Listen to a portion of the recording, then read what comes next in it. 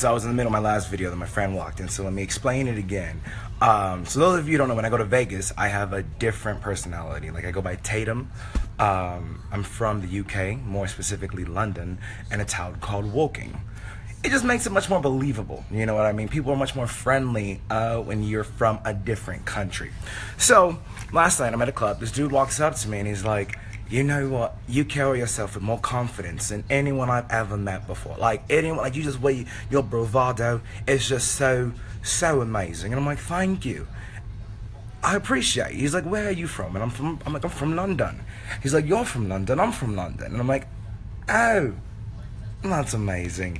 What part? He's like, and I'm like, I'm from Woking. He's like, oh, I'm from the southeast side. And I'm like, oh, that means that we don't know our cultures, they're different. And he's like, yeah, that's not exactly true. But then he calls over his blokes and they're like, oh, come here, he's from London. And I was like 3 or 4 other people there from London. I'm like, oh, this is going to be fun. And they're like, oh my God, what brought you out here to the States? And I'm like, I go to school. And they're like, you play sports, yes? And I'm like, sure I do, yeah. And they're like, what do? You play American football? And I'm like, yes. And I learned from my Mexico trip that I can't, like, I can easily pass for a quarterback, but like not the U of A quarterback, because apparently he's light skinned and he looks nothing like me. So I'm like, I play for Arizona State. And like, you go to ASU? And I'm like, yeah, I'm the quarterback for ASU's football team.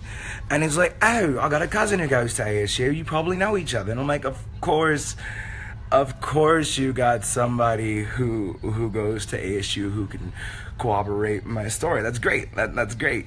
He's like, you probably know each other. I'm like, no, it's a big school, and I'm an introvert. You know, I spend most of my time in the library anyway, so, you know, no big deal. And then as the night progressed, he got a little bit more friendly. I guess that's the London custom, but he would follow me around the club, and so I had to like pawn him off of my friend because I just didn't want anything to do with that. So he just kept, and then he get like giving me hugs and wanting to buy drinks, and I'm like, no. And he's like, well, I come out to the States quite often. Maybe we should exchange phone numbers. And I'm like,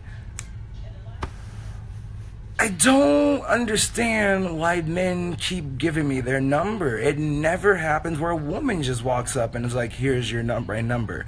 But I'm like, all right, then let me see your phone. So I'll take his phone and I have my phone. I go through my phone and I put my friend's number in his phone and pretended it was my number. So, George, if you get like a random text from a dude from London who wants to hang out and probably get drinks, that's why. And I don't apologize for that. I don't even feel bad. So that was part of my night last night. Round 2 starts in a little bit.